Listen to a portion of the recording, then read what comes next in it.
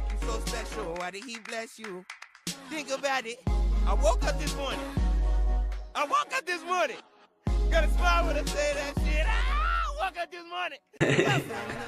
Well, we're live. We're live with Noah. Absolutely. Noah Gonzalez. Yeah, it's a pleasure, man. Yeah. It's a pleasure for sure. We went to 4.5 years of school together. Yeah.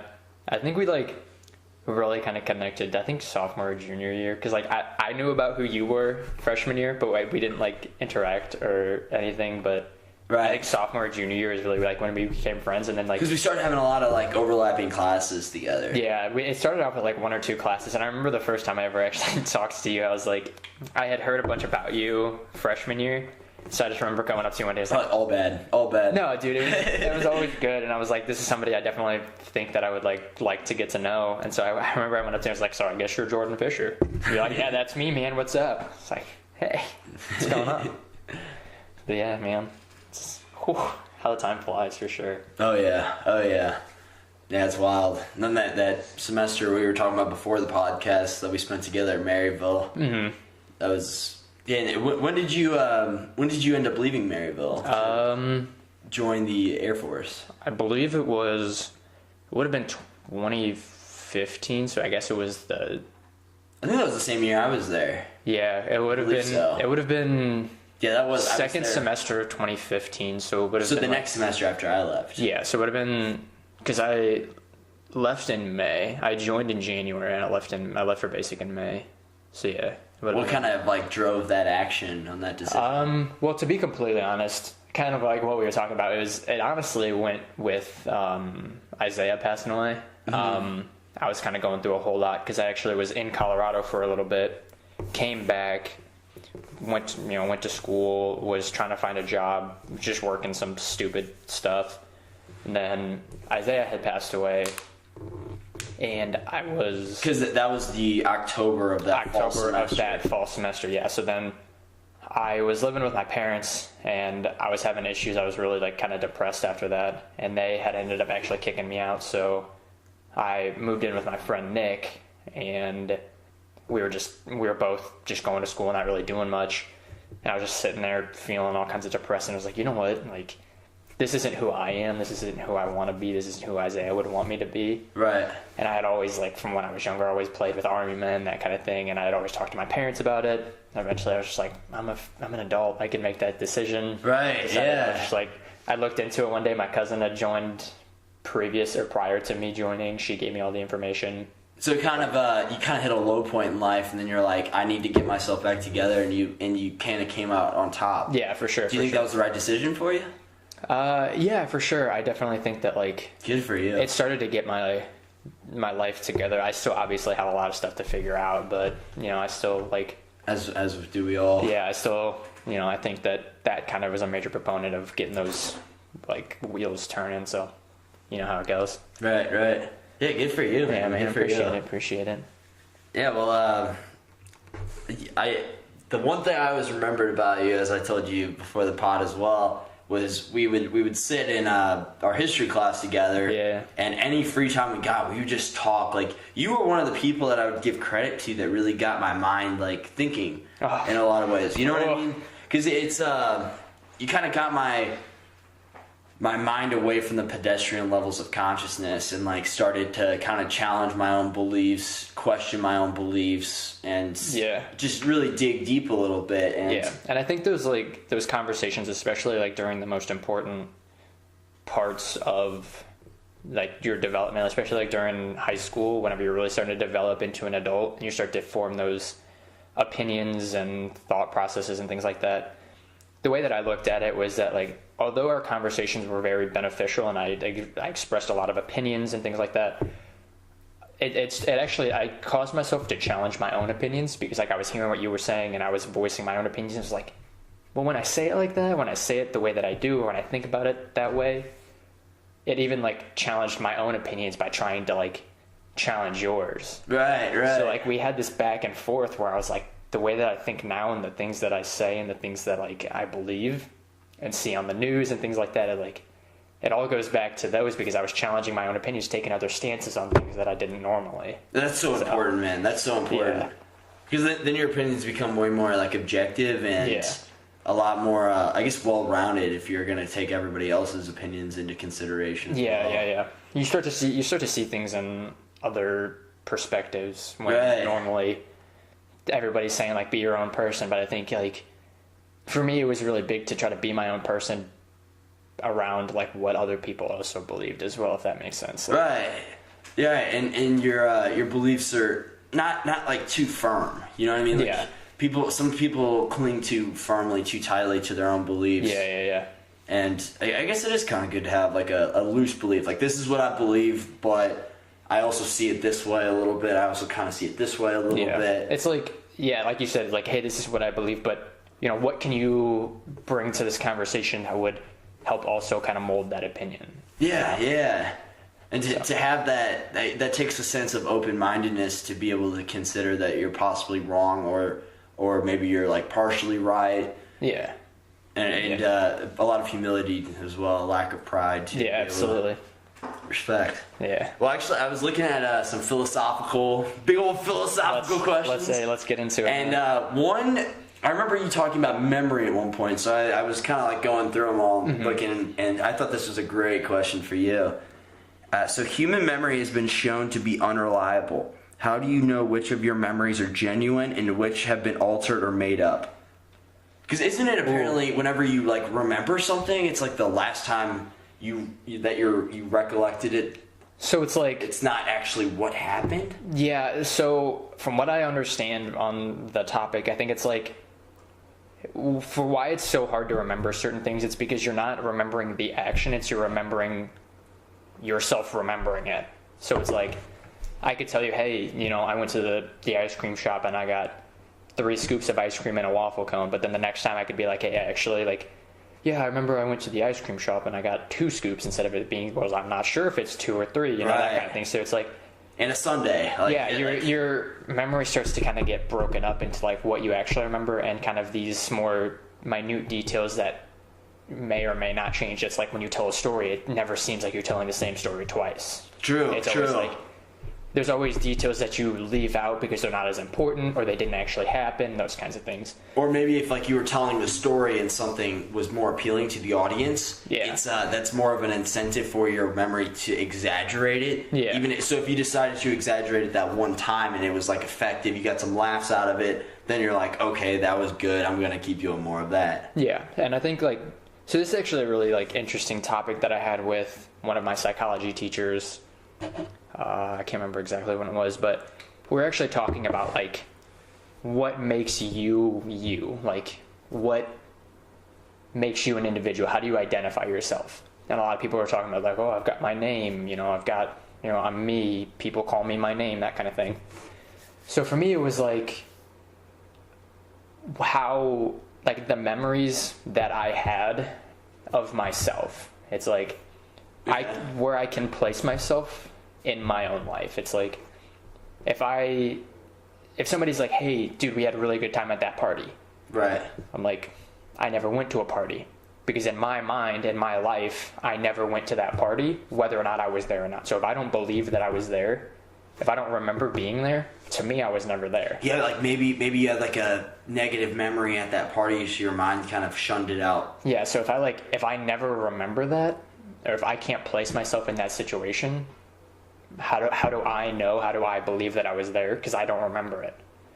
So it's like, if I can't place myself in that situation, to me, I was never there. Right, yeah. So it's like everything that you've done in your life leading up to who you are at this second, and then this second, and then this second as well. It's like... Oh, okay.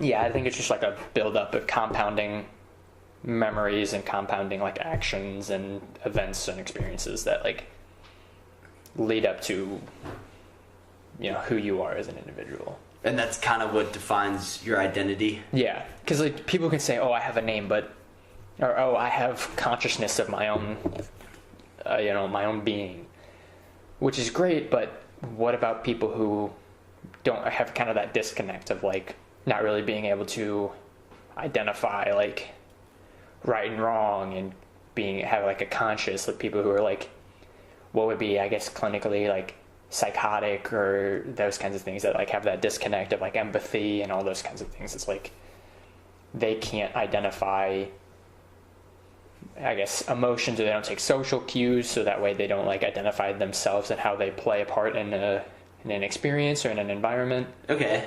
So I think how I identify my experiences of myself is how I identify myself, and then how I would identify you is my experiences with you. Right. Because if I had a negative experience with you, my identity of you would be negative. I would be taken aback from you. I wouldn't interact with you all that much. But since we've had positive experiences, have I had positive experiences with person X will determine how I identify that person in the future. Right. So I think it's like my experiences of myself and then of you and how they interact kind of define. So regardless, this is going to be limited because you're limited if you're kind of determining that off of your own like memories of yourself. That's going to be limited to what you remember, and then if you're basing somebody else off of their identity based off what you know about them, then you're limited to only the experiences or maybe any social media posts they've had or anything like that, because that's kind of just all going into this database about that person. Yeah, pretty much, yeah. Okay. I guess, yeah, for sure. So I think, like, it is true that I think that your memories can be unreliable, so that's why I mean, you can kind of base memories. I mean, there's the saying that, like, there's two sides to every story. So I think memories are unreliable if they're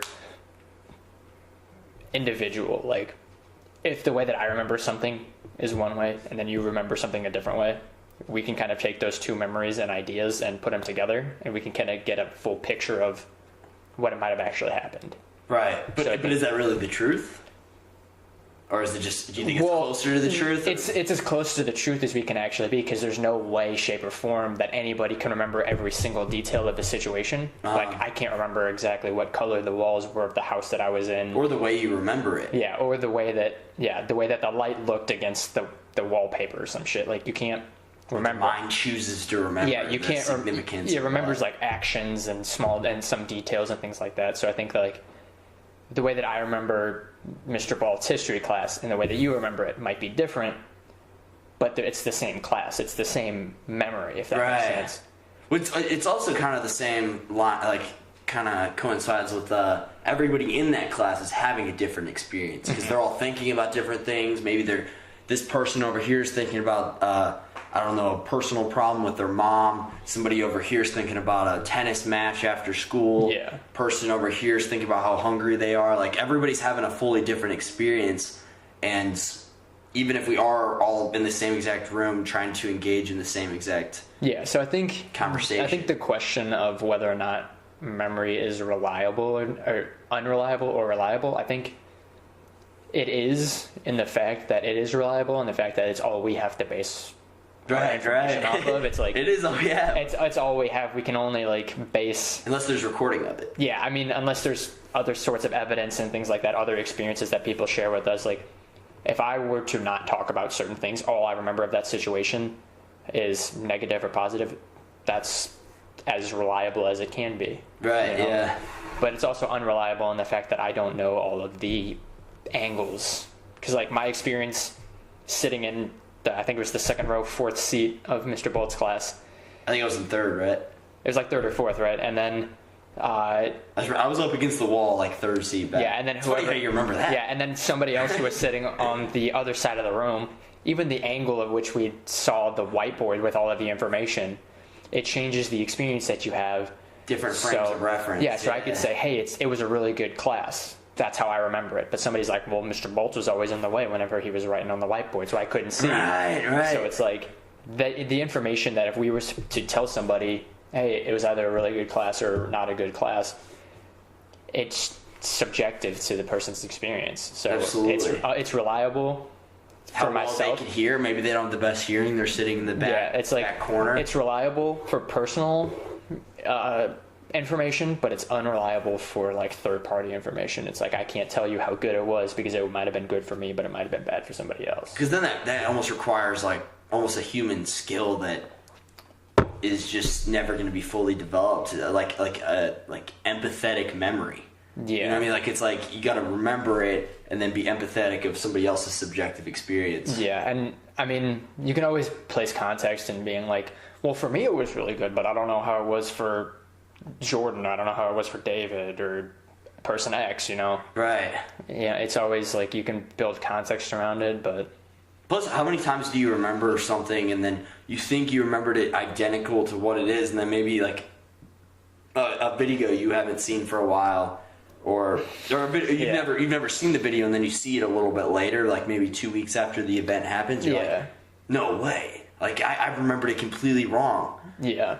So it makes you question your own memory and your own abilities. There was this experience that I had when I was younger, and it still trips me the hell out. It's like, so I was looking at a picture of what ended up being my younger brother and a kid, this girl in his class when we were in like elementary school, and my brother in that picture looked exactly like me.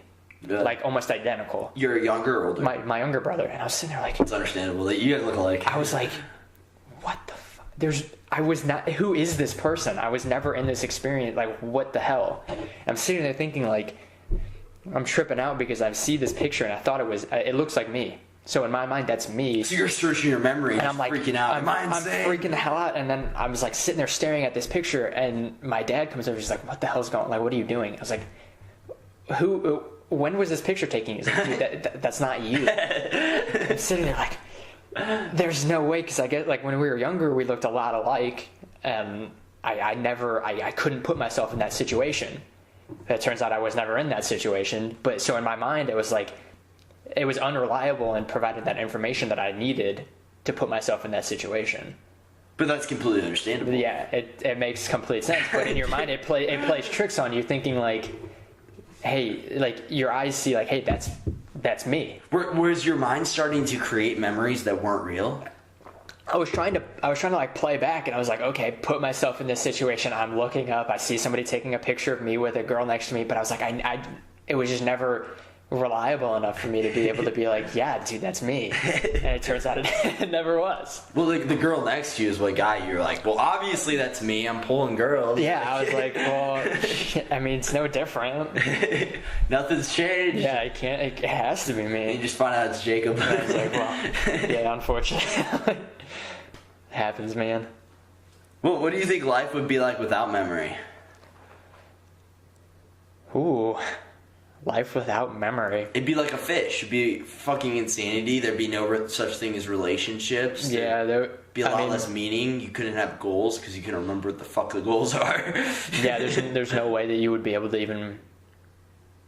You couldn't function. Nobody could function. Do you think we'd even be like considered conscious beings? I guess we'd still have a sense of consciousness, but I mean, so are we talking like you experience everything through the day, and then midnight comes around, and then that next day you just forget everything? Or is it like you just can't grasp the concept of what a pencil is? You can't grasp the concept of what a cup of water is? Like, yeah, I guess that would just lead us to believe. Or that like, hey, I'm touching it now, but when I put it down. What about just long-term memory? Which I don't even know how that would work, because I don't know how the short-term would convert it over to long-term. Yeah, then it comes down to what's short-term, what's long-term. Like, long-term for me might be 5 years. Long-term for somebody else who has a different concept of that might be 2 years or 20 years or 50 years, that kind of thing. Maybe something like 2 months or longer. Yeah, I don't even know how that'd work. That's such I was thinking of like a theoretical question. Yeah. No, I think, well, okay, if we're talking just about like not being able to, so let's just say like at midnight on the 31st, going into the 1st, we forget everything that goes on that went on the day before. Yeah, dude, there's no way that we would even be able to function. Everything would collapse. We wouldn't be able to build, we wouldn't be able to communicate, because if we're talking complete memory wipe of language, of cognitive ability, we couldn't move because we wouldn't remember, like, if we're going back to like infancy, like before we even really know any motor skills, like we're all just a bunch of 6 foot babies basically, like just a bunch of toddlers. So there's no way that you can function. Kind of nomads. Yeah, you can't function if at midnight that that day or that morning of the next day, you forget everything. You can't. We want. There's no way we'd be where we are. There's no way. It would be impossible. It's impossible. Yeah, there's no way that it can happen. We'd just be another animal, basically. Yeah, I think we would actually be lower than a lot of animals. Pretty much almost every animal that has the function of memory. Yeah. Because they can at least remember, like, hey. Because, like, monkeys, for example, they can remember where their territory is. They remember how to open bananas and find food and those kinds of things and groom themselves. But if we didn't know how to do that, we would die from disease. We would die of starvation, and we might be extinct without our memory. Yeah. Wow, what a fundamental just necessity to human life. Yeah, for sure. Or just any life, really. Yeah. I think it's definitely downplayed how important that is to just being able to exist. Definitely overlooked, maybe. Yeah. Here's a question for you. So different people and different organisms perceive reality in vastly different ways. So what is real and what is just our perception of reality? I think reality is subjective. It's subjective to what I experience and what you experience. Kind of going back to memory, it's like undeniably subjective as well. Like there's just no way you can't like perceive reality without your own subjective biases. Yeah, so I think it's it's all subjective. It comes down to the way I see things, the way you see things, the way I experience things, the way you experience things. And people like the phrase like the world doesn't revolve around you or you're the center of the universe or whatever. And to me, in my life, and not even selfishly, that I am. Because without me, my life, my universe, my world doesn't exist. Just like you're the center of your own universe and you're the center of the world does revolve around. Yeah, it's kind of hard to think that your world revolves around you. Like once this is gone, everything I've known, this is all going to continue, whether I'm here or not. It doesn't matter if I'm here. Yeah, so it's very it's contradictory that like your world revolves around you, but the world that we all live in doesn't revolve around anybody. So it's like your part of maturity. Your slice of the world, your slice of life is all contingent on you. But in the grand scheme of things, my life doesn't revolve around you because my slice of life revolves around me. Right. As well as the world doesn't function based off what I do and what you do. It does in my environment, but in the grand scheme of things, somebody in China's life doesn't revolve around me. Right. So their subjective reality is different than what mine is. Absolutely. It's like, and I can see this cup of water and it's like, it's cold. And you can feel it. It's like, dude, that's like lukewarm.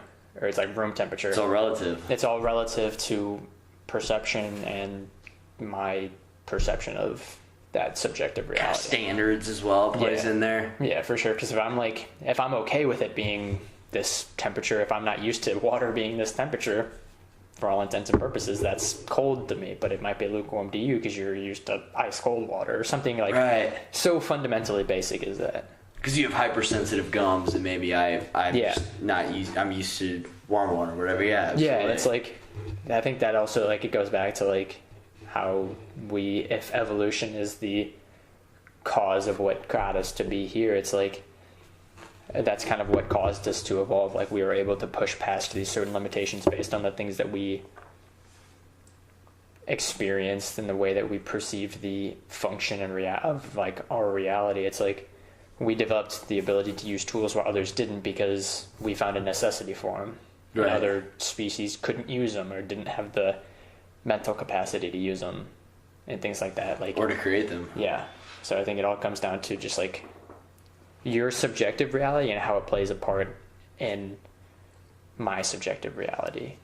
It's like the way that you see it as opposed to the way that I see it, how those come together to form our interaction. Right. So that's right. That's what I really like about this podcast too, is like I'm getting everybody's own like interpretation of this world, and just to find out like I want the one truth I don't know. I'm so really into this that like I can't really say this for sure or not, but I think I think I'm learning that everybody kind of has a gift in their own way. Like, yeah, for sure. Everybody has something to contribute. Everybody has a part to play. It's almost like we're all just this humanity, and we all have these different gifts, and maybe one day one of our a big part of evolution is going to be that we're all going to work as some cohesive unit with each using our strengths to play. Yeah, that's different. I think that would be a perfect ending to. It's a little bit of a utopia. Yeah, this perfect ending to this story that we've kind of written as like a humanity, so we could call it like. That would be the perfect end goal, like, you know. So what's your theoretical interpretation of the future? It's just so weird to think about, just because of you don't know, because obviously the future doesn't exist until it happens. I think if we continue to go down the road that we've been going now, there's a good way and a bad way that we could go. There's like, it was so weird, and this is going to kind of go a little bit off topic, but I was like, for example, I was watching a bunch of documentaries on like the like race and racial tensions and things like that, like the KKK and then the Black Panthers and all this stuff. And I think that, like, for example, let's take that and how it affects the future. I think that, like, if these two opposing groups don't learn to make a change or be more accepting, then boom, our future is shaped in that way. Right. Or if they do, then boom, our future is shaped in this way. Or how even something as small as like the butterfly effect of like something small happens and that snowballs, and then boom, we have nuclear fallout. Our entire life turns into a Bethesda game. Boom. Then we have our future that way. I don't know. It's just like, it's so hard because there's an infinite amount of possibilities for the future, whether it's like all these different outcomes. Yeah, whether it's like this conversation that we're having, but it could have happened a minute after when it actually started. That changes the course of the future. Totally.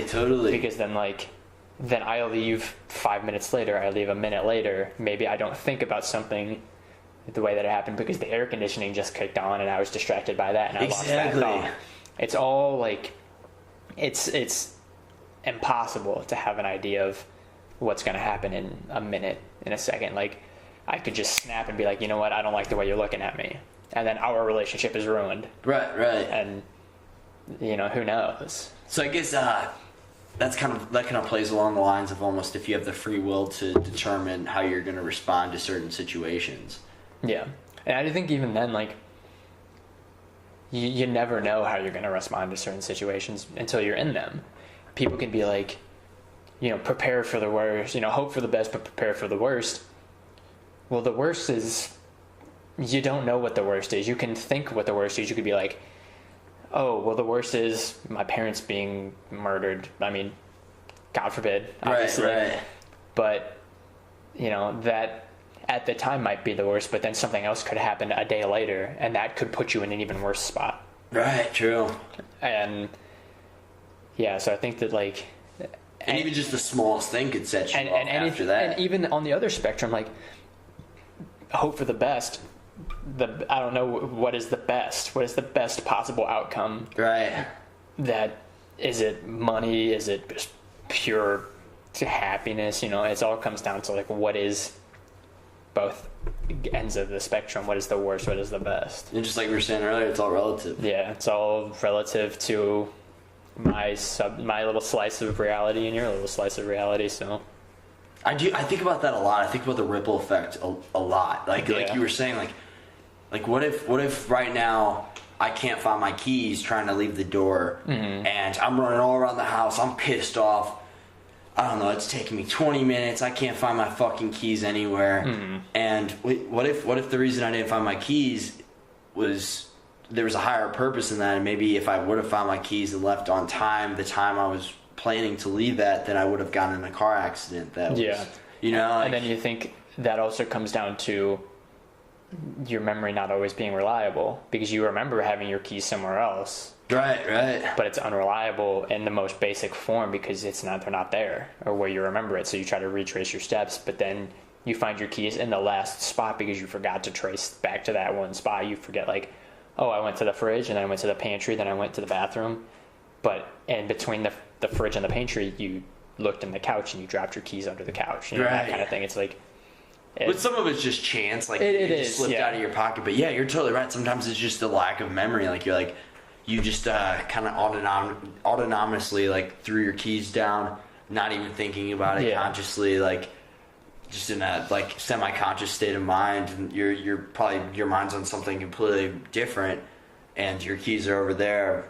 I don't know, 2-3 hours whenever you need your keys, you can't find them anywhere, and that's just because. It's almost like it's not even like a lack of memory. It's that your mind just didn't register it to become a part of your memory. And that's something you get better at once you start driving longer and longer. Like I used to lose my keys way more than I do now. You know what I mean? Like, so much. I used to lose my keys all the time. I used to lose my phone all the time. I didn't drop my keys again.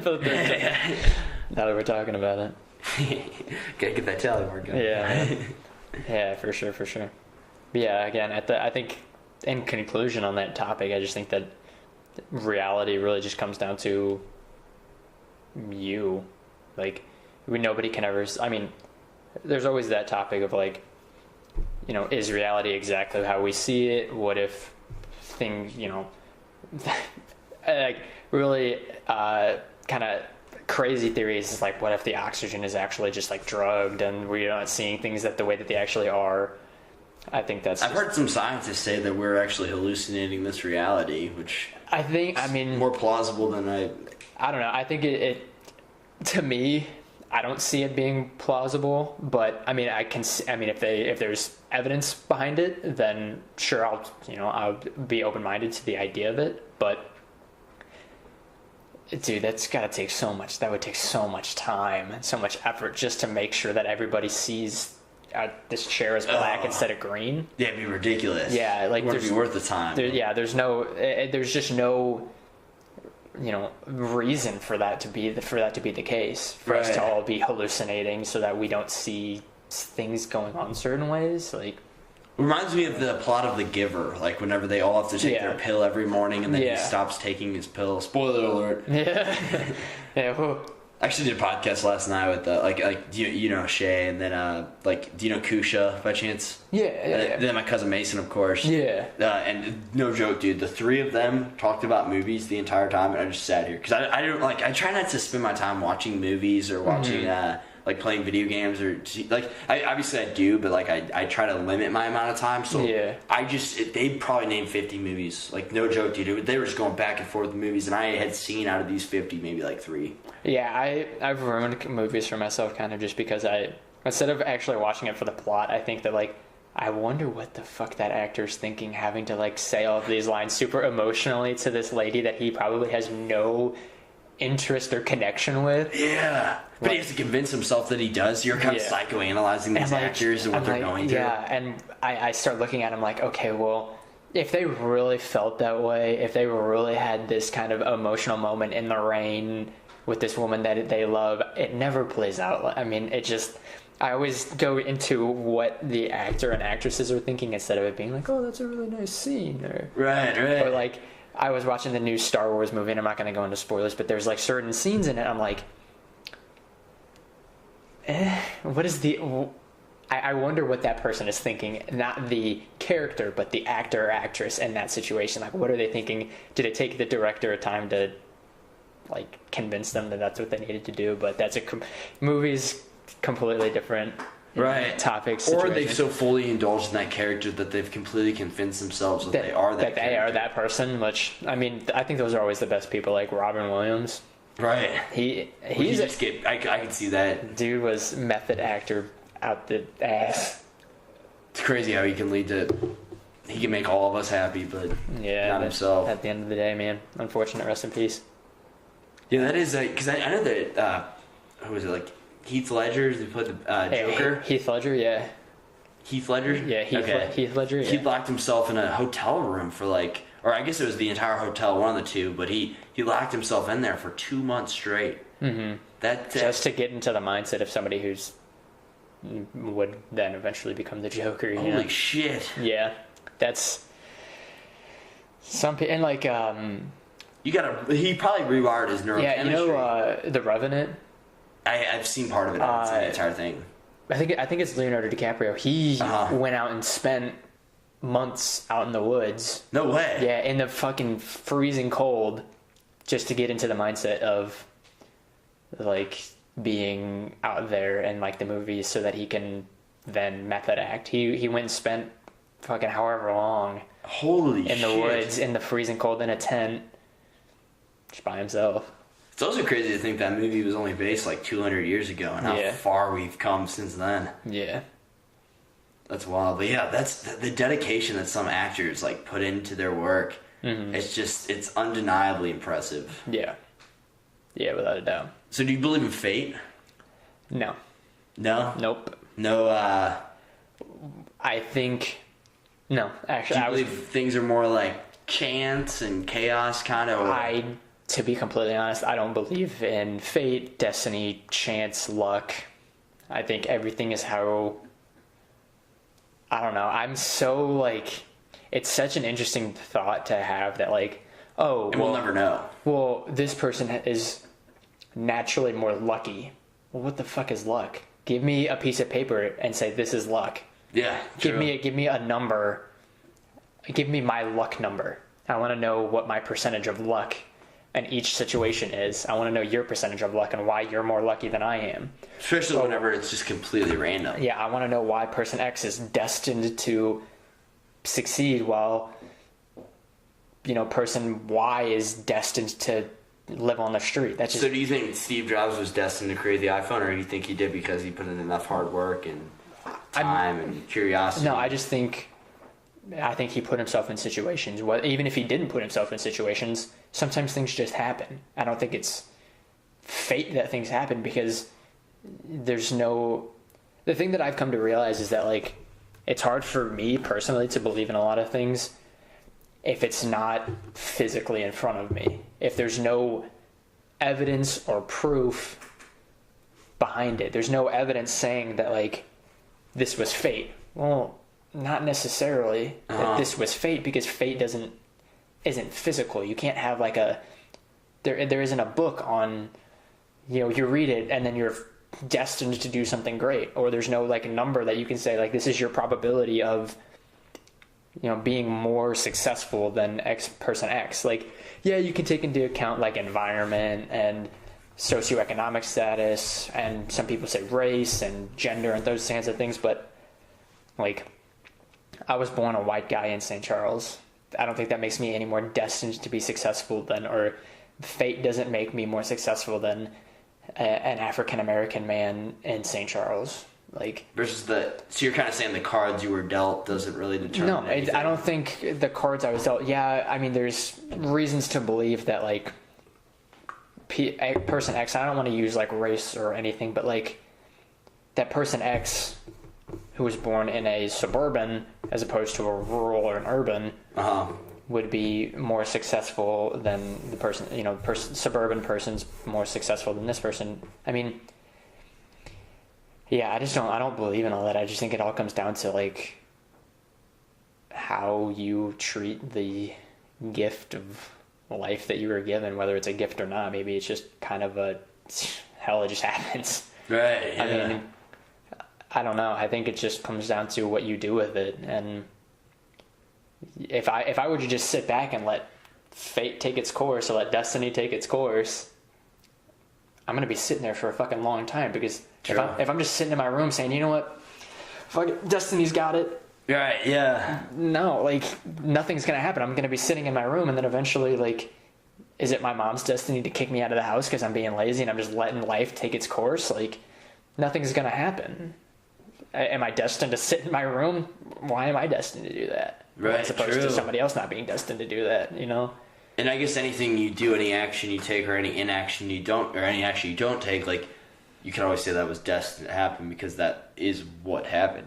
Yeah, I mean, but you can say anything is in destiny. Yeah, you can say know. Like, I guess me being famous was destined to not happen.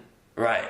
Well, me peeing in a corner is destined to not happen, or something so crazy as that. Like, no, I think that the idea of destiny and fate, if you believe in it, sure, that's great. Whatever you can do, you can believe what you want.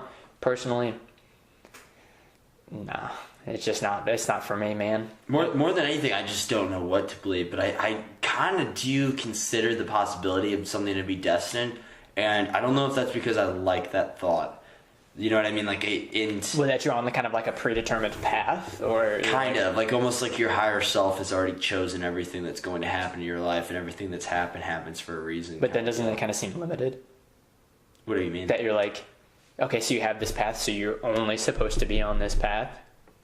That like you don't know you're not consciously aware of what the path is, so it's kind of like exciting. But then at the same time, then how do you know that there's a path? Exactly. If you don't know what, if you're driving down the street and you're like, oh, I'm supposed to go on this road, but that you don't know where that road is, you're gonna get lost. Right. And then you're gonna go off, do your own thing. Like, I don't know. It's hard for me to wrap my head around the fact that like this was destined to happen, because anything could happen. I could have gotten into a car accident. So was this not destined to happen if I would have gotten in a car accident? You know, that kind of thing. It's like... What about your desires in life? Or do you think they're predetermined? That's all based on what, again, back to your memory and your experiences. Like personal interest as well? Yeah, personal interest. And like, I think that if my parents, like, for example, like in high school and throughout my entire life, I loved basketball. Uh-huh.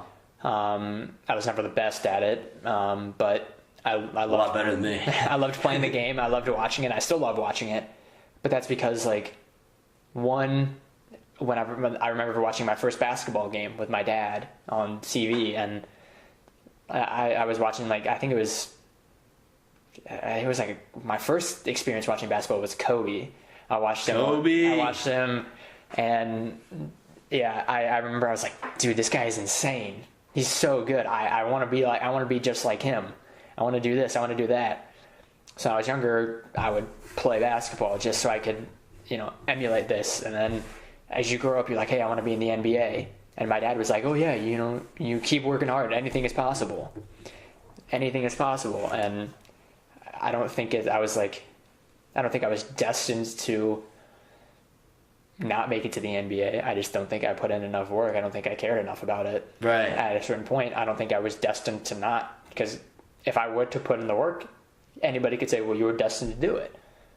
Well, what if I just took that Wednesday practice off, and then I was just like, nah, you know what? I don't want to do Thursday. I don't want to do Friday. And then I quit. Was I destined to quit? There's just so many, like... I would argue you are, because it is what happened. I would say anything that's happened in the past is what was destined to happen. But then that takes my ability to have made that decision away. That means that your free will, if you're religious, means your free will is taken from you. That means that it's not actually a thing, because I wouldn't have been able to consciously make that decision based on the evidence that I had to back up that decision on how I felt, if that makes sense. You know what I'm saying? Can you explain that one more time? So it's like, if that was destined to happen, if that was going to happen regardless, then I didn't consciously make that decision. The higher power, the destiny, fate made that decision for me. So do you believe in free will personally?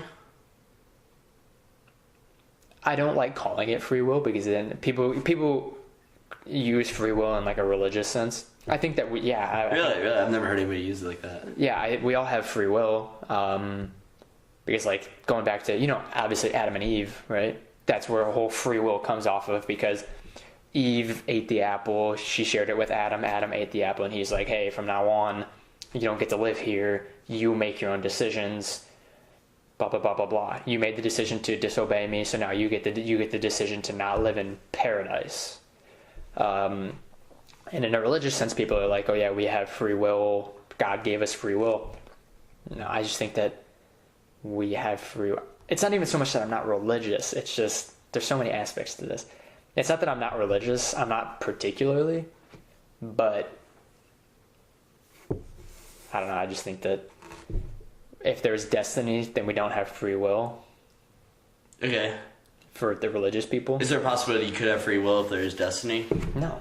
Because if destiny and fate are a predetermined I don't think there's a possibility either. Yeah, if it's predetermined, then you can't have it. Like it's like the thing that's stopping us from having AI and robots that are conscious and intelligent, because programs are their destiny. They're programmed to do this task, And so that's what they're going to do. They're never going to be able to break that task until they're given the information, the algorithm they programmed to break that task.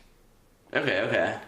So they're like... Until they have the ability to disobey. Yeah, so it's like, if you are a robot and you're given the task of picking up this pencil and putting it down, and that's the only program that you have to do. So I keep doing it every day.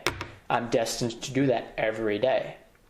I'm programmed to do that every day. But if somebody were to give me a little USB drive, put it in, and say, what if you choose not to? And the program goes through like a random number generator between 1 and 50, 1 through 24 being... I guess it'd be 1 through 20. Would it be 1 through 24? Yeah, 1 through 24 being pick it up, and then 25 through 50 being don't pick it up, right? Then you go through a random number generator. The computer has the ability to basically make the decision to compute the numbers, to run the numbers as to whether or not they're going to pick up the pencil. But even though that decision is completely random. Exactly, any decision is completely random.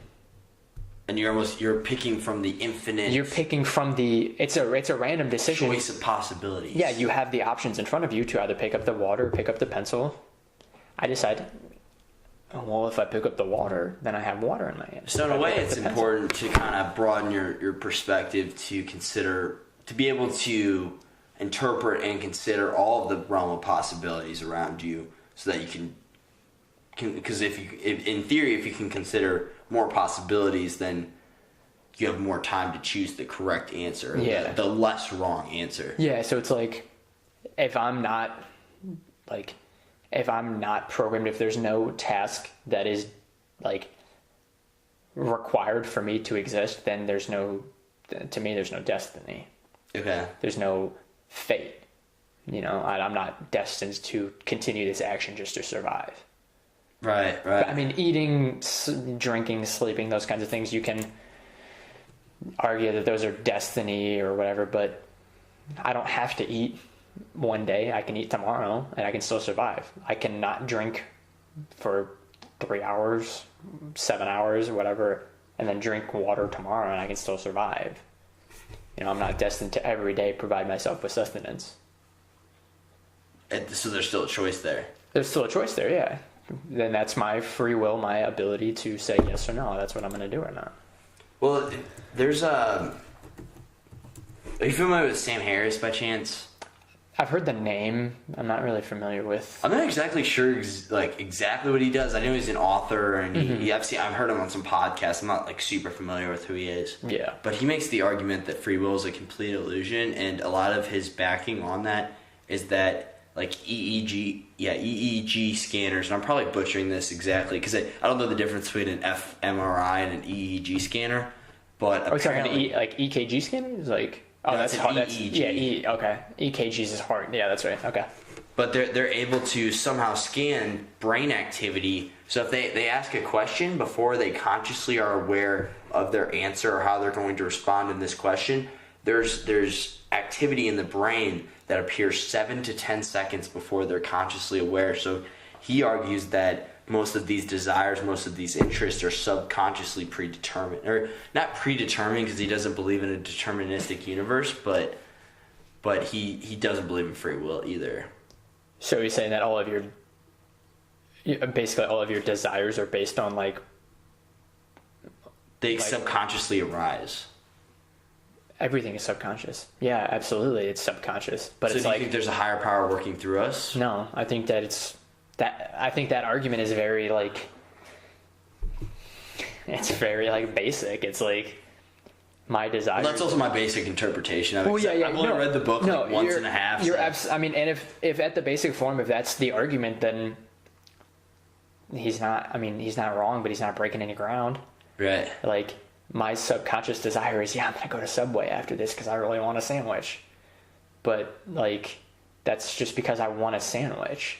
But is it because, did you consciously decide that, or was it subconsciously? I could go to Quiznos. I could go to Firehouse Subs. I'm not, in my mind, it's not it's Subway or nothing. Right. I think that's kind of the argument from kind of the basic that you've shared with me is like, that's not, me going to Subway isn't the end all be all. And if you offered me apple or banana, I'm not going to think like, oh, apple or, or I don't want anything. It's like, yeah, apples are good, but if I can't have the apple, I'm just going to have the banana. But who's to say that what's determined or what was meant to be if you chose the apple versus the banana? Exactly. Whether you chose that morning for breakfast or dinner or whatever. The only person that makes that decision is me. Whether or not I choose the apple or banana. Maybe I want an apple then, but I might want a banana there. But I might, no, and not every situation am I going to choose apple over banana. I personally would choose apple over banana because I don't like bananas. But that's just because I've had a bad experience with banana. Right. Not because subconsciously I'm just like, I don't like the way that it looks. I don't like the yellow. I don't like how it grows in bundles on trees. I'm not a monkey. I don't like, that kind of thing. Like, I just don't like the way that it tastes. Right. So I choose apple over banana. I don't think it's subconsciously determined that it's like, there's something wrong with bananas, but other than the fact that I just personally have had bad experiences with bananas. I don't like banana Laffy Taffy. I don't like banana candies. I just don't like the flavor. And that's really it. I don't think it comes down to like subconscious like determination. If that makes sense. Okay, yeah. I just don't know. That's my interpretation. There's arguments that can be made on both sides, but I just think that like for me it just makes much more sense to have the idea that like I can make the decision based on nobody else besides myself, whether it's God or whether or not it's a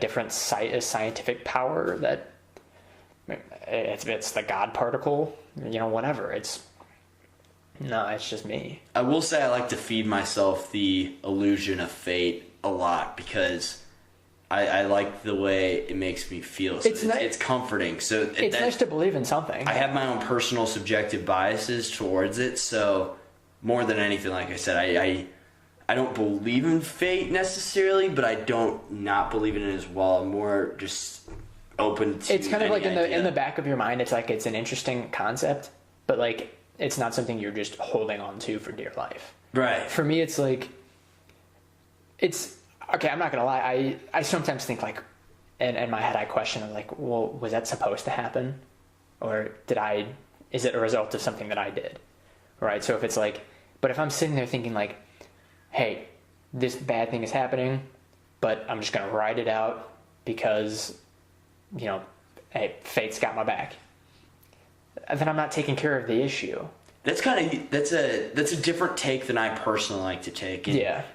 Would you like me to explain how I like to go about it, absolutely. And then like what your opinion is? Mm-hmm. So say for example, it's more of a motivator for me. Like let's say it's not like oh, I'm just gonna put this off because fate's got me. It's more like this is your destiny. I'm gonna work harder because this is what I was meant to do. This is what I was meant to be.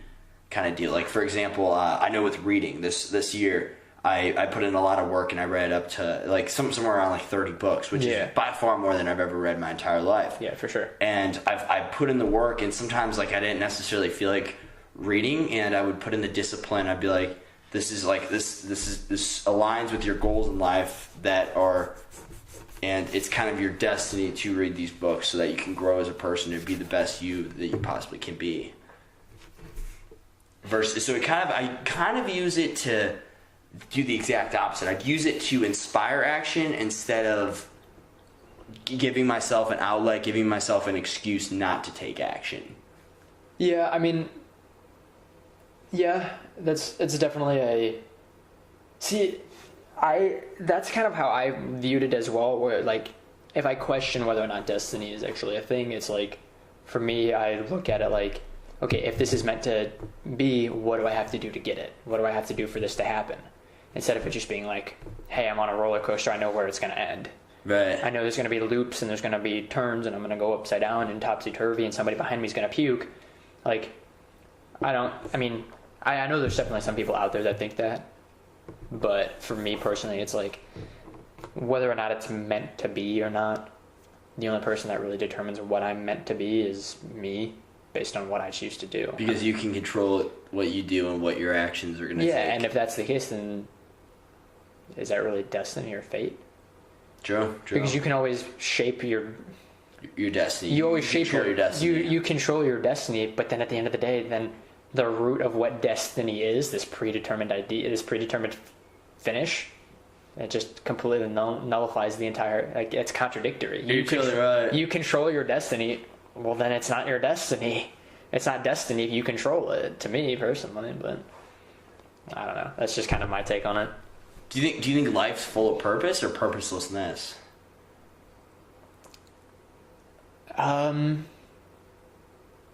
I definitely think that there's purpose in everything. I don't think everything is purposelessness. I think that, like, there's definitely purpose in everything that we do, but I don't think it's purpose. Well, no, I definitely think that there's purpose in everything that we do and that I do, but I don't think it's like playing into anything larger. I think it plays into what I experience, because that larger for me in my life would be the future, but the future doesn't exist. Right. So I think there's a purpose in everything that plays a part in my life at that moment, but I don't think everything is there for I don't think everything's there for a reason. I just think that sometimes things happen. More just chance than anything. Yeah, I guess chance would be the best way to use it, like, to describe it. Just like, it just happens, man. Shit happens. This is the way that I kind of look at it. It's just like, hey, that chair's sitting there. Hey, it happens, but there's no, like, purpose for that chair in my life. I'm not going to have a revelation based, just because that chair's sitting there. I'm not going to look at it, stare at it, and be like, oh my God. Right. My eyes are open. I'm woke. Nothing like woke. that. Yeah. Nothing like that. So it happens, it is what it is, and it's how you deal with it. Yeah, it's how I interpret. If there's a message in that chair, if I don't see it, then I don't get it. Right. If there's not a message in the sandwich that I'm going to be eating later, then that's a message I don't get, Is what it is. Yeah, it is what it is. I'm going to do what I got to do, and I'm going to do it with what I got. Do you try to look for messages, or do you think there are any hidden messages? And I like to kind of look at problems as riddles in life, and that. Well, yeah, I definitely handle it, like, almost like a higher power's handling me. So, like, handing me like a riddle that I gotta solve. Yeah, there was a little saying that actually my great grandmother told me, and I don't know if it was like hers or if she got it from somewhere, but her thing was, it goes, there's a seed of equivalent benefit in every adversity. Basically saying, like, there's something good out of every bad. Right. And so with how you handle it. Yeah. So with issues in my life, I don't always do it, and I'm really bad at it, actually, now that I think about it. I'll definitely, like, look for it, and kind of like what you said, look for, like, a message or something, but sometimes I just think bad things happen, and there might not always be a message, like what you told me upstairs, like, there's not always a message there. But at the same time, I would say, because I've seen my family, like, ever since, in result to what happened, the death of my uncle, I've seen so much turmoil within the family, and I've seen so much chaos, all this bad things.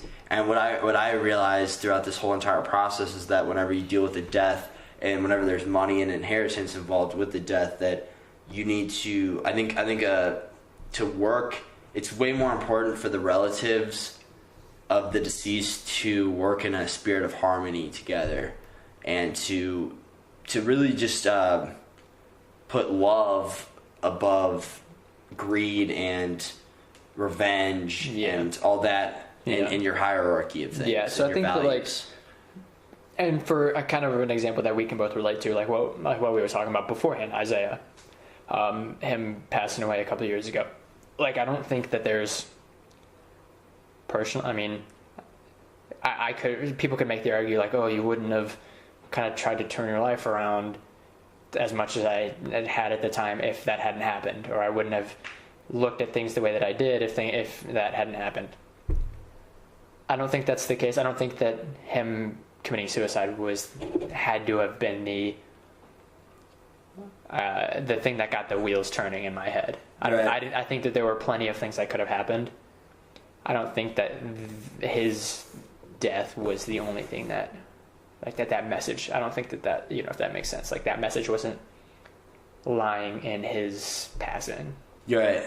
I just think that message was there, and it was, like, behind the wall, and that event kind of knocked that wall over, and then I happened to see that message, but I hadn't seen it beforehand. That makes sense. That makes sense how you responded to it. Yeah, so I just don't think that there's, like, I don't know, I don't think there's, like, subliminal messages in all adversity. I think sometimes bad things happen for reasons that you can't really understand, and it's just how you get over it. So I to an extent I agree, but I mostly disagree, because I would say that at least the way I like to handle any, like, struggle, adversity is I think there's most of the time, not all the time, there's something to be learned within the adversity, within the struggle. I think there's something to be learned about how you deal with it. Maybe not necessarily how the situation happened. I think for me personally, it comes down to, like, okay, this bad thing happened. Yeah, it fucking sucks. This is what it took to get over it. Right. Who am I now that I've gotten over that? So I think there's a message in how you deal with it, but not in how it happens. So there's a yeah, like in the process of coping with yeah. So it's like, this bad thing happens, sucks. This is what it takes to get over it. You go through your grieving process. You are now this person. You were this person here. Bad thing happens. You're now this person over here after this whole thing. What did you learn inside of that? Right. That grieving process that you can then apply for something. You apply it to something later. Like, say, death of a friend. Later on, if I was person X, I was really kind of bummed out, and I had a lot of friends there to support me. So, again, God forbid, if something were to happen again, where I have a death of a friend, and there's another person who's kind of in the situation that I was in, mm-hmm. I could then be I could be that friend to that person that my friends were to me, just because I've been through that situation before. And you know how you want people to help you cope with it. Yeah, so it's like, I still think I was that person that could be that friend to another person.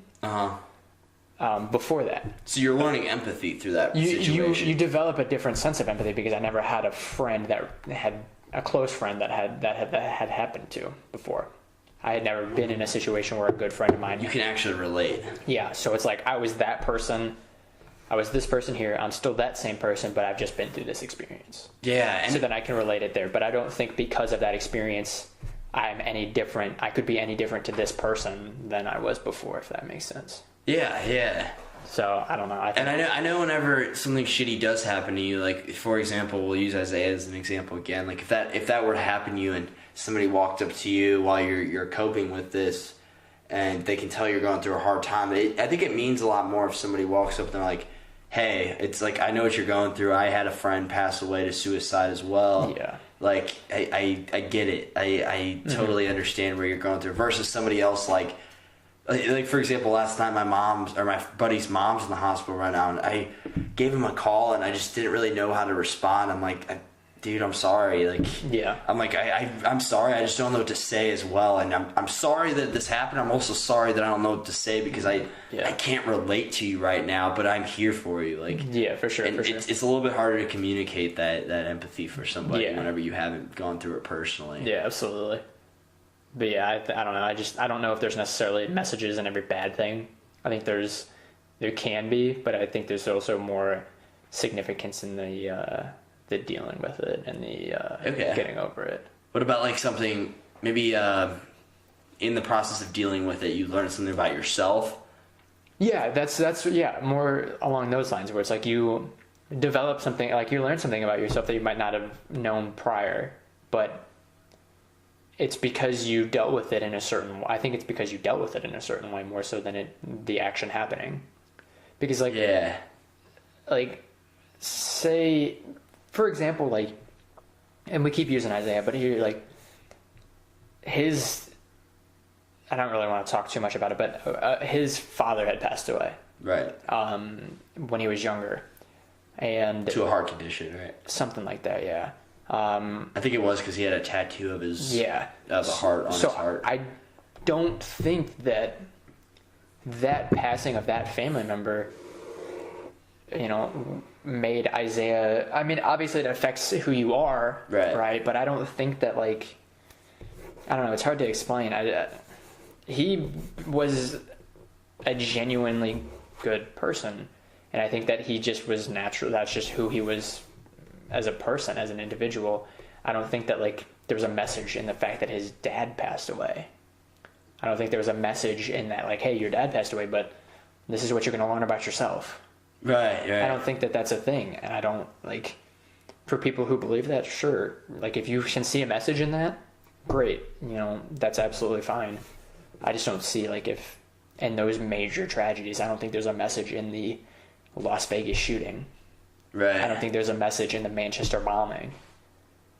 Yeah, it's hard to say. It's really hard to say. It's like, also hard to detach yourself from the emotions. And the families of those people, I don't think that they're sitting there thinking, like, okay, what was the message of my daughter going to a concert in Las Vegas and then getting shot from a fucking hotel window by some psychopath? Right. I don't think that they're sitting there trying to analyze the message. I think, like, yeah, so... It's difficult, too. Yeah. It's difficult, too, especially with all those emotions rising, all that anger, all that tension.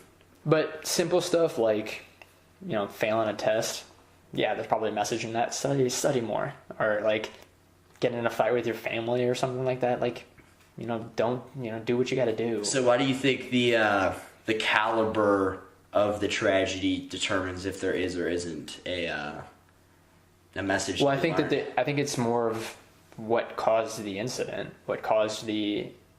So it's more dependent upon the experience? It's more dependent on every factor that is taken into consideration as to why something happened. Like,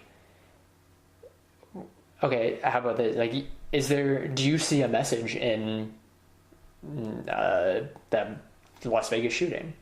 What message can be learned? Like there? Me personally? Yeah, like try to put yourself in that situation where it's hard. Right, I don't think there's a message for those families to hold on to where it's like, I mean, you can argue that, like, oh yeah, well, the message is like, my daughter, she did this, but she loved going to concerts and blah blah. She was having a good time. She was young, blah blah blah blah blah. But I don't think it's like, I think there's like a message like, hey, live life like every day is your last. That's so, I don't know. Some people think that it's definitely cliche. It's definitely, yeah, it's cliche. I don't know. I think that it's like, it's definitely the caliber determines the message, if there's a message, if not, you know. Right. It really comes down to what you, like, how you experience that situation and how you contributed to that situation. It's hard for me to say if there is a message or not because I'm so detached from it all the way over here in Missouri. Like, yeah, I mean, it happened in this country. I've been to Vegas before, but still, like, I'm so detached from it. You would really have to talk to the families, but I would argue that at least one of the families learned something. I'm not, whether that's good or bad, I'm sure there's some lesson that was learned. I'm sure whether it's good or bad, that they've learned something, but I mean, and again, messages are all, like I said, they're also like based on how you experience these things. Right. Yeah. It's all subjective. Think about that paradigm you be like the frame of reference, the paradigm you have when thinking about your own daughter getting shot, like in a concert that she was so excited to go to, and you talked to her on the phone the night before. Yeah, I just like. Hard to say, man. I think it's very hard to say. Life in itself is just subjective, and I think this is no different than really anything else, man, to be honest. It's just all subjective. And how you experience these things, man. That's what it comes down to. Well, you want to end it on that? Well, I ended on that, sure, man. Cool. How long did we go? About an hour and 8 minutes. Hour and 8 minutes sounds good. That's right around the time I'm trying to shoot for, because I think I've been doing them a little too long, but my buddy brought up a good point the other day, because he's really into like social media marketing. He's like, think about your audience. Think about how long, like when people are going to be listening to these. So typically like at the gym, typically at maybe like a road trip on a car ride, whatever. Like, so maybe think, like, try to do it the average time of a workout. So that's what I'm kind of shooting for. Yeah, absolutely. About an hour. I mean, from what I've seen in the ones that I've watched, they're like, I'll watch like if I'm at work or if I'm like just chilling playing video games or something. I'll kind of put something on just to have some like noise going on, but like if I haven't seen it before, like the one about that you had with Kyle. Oh, you're talking about my personal podcast. Yeah. Oh, thank you. So Wow. like with Kyle and Mason, and I guess Mason's girlfriend, I hadn't heard that one, so I was like, I actually spent some time while I was just got off of work and I was just chilling at home, so I like actually took some time and I just watched it, and I really liked it, so I'll like put it on and I'll have like background noise and I'll listen to the things that you guys are talking about. So like, yeah, I mean, a lot of the times people just put stuff on as like background noise as well, but they also take some time to like really listen to it. So I think that like the lengths that you've had are like spot on. Thank you. Really good, man. So I really yeah, you're totally right about that. You are totally right about that. Yeah, so I appreciate you having me on. It's dude, thanks for coming on. But yeah, thank you. I really felt like I wanted to come on because I remember I texted you a month ago and I was like, hey, what do I got to do? Where's my what do I got to sign up? Where's the application? What do I got to do, man? Hey, you got to earn your stripes. Yeah, apparently. No, you didn't. I had a great conversation. I enjoyed this one a lot. Yeah, for sure, man. It's always a pleasure to hang out and talk, for sure. Totally. So. Well, do you want to play Super Smash? Are you down? Let's do it, man. Yes! Let's do it. Cool. I didn't know if you'd want to stay a little bit. Oh, yeah, for sure. Let's do it. Okay, cool. I don't have shit going on today, so. Oh, yeah, neither do I. All right, well, if you made it this far, I really, really appreciate your time. Hour and 10 minutes. Look at that. Hour and 11 minutes. Bam, just hit it. Well, yeah. This is episode number 39 of Jordan's Subjective Perspective.